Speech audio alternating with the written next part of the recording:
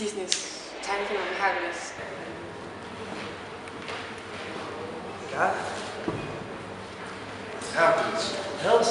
Hvad er der sket? Jeg håber sådan, at alle mange forskellige slags kreativitet, som ligesom kommer sammen i det her sted. Så det er sådan en virkelig samlet forestilling med rigtig mange elever fra skolen.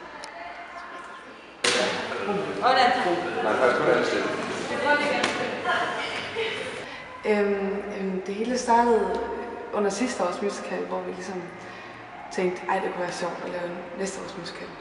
Og så gik vi hjem og tænkte over, hvilken det skulle være. Og så kom Anne med ideen om Hercules.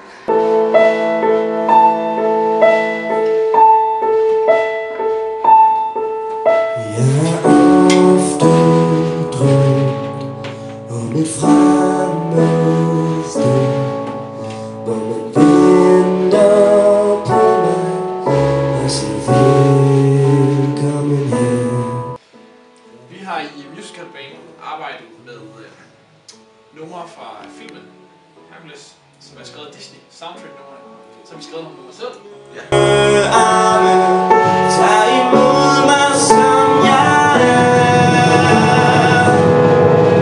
Jeg vil finde vej.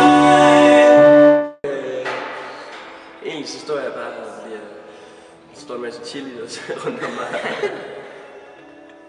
Det er sådan lidt en popularitetsscene, vi er ved at øve nu, så nogle gange er det fordelen ved at have det. Vi har en intens middagssekvens her lige før pausen med en masse dans.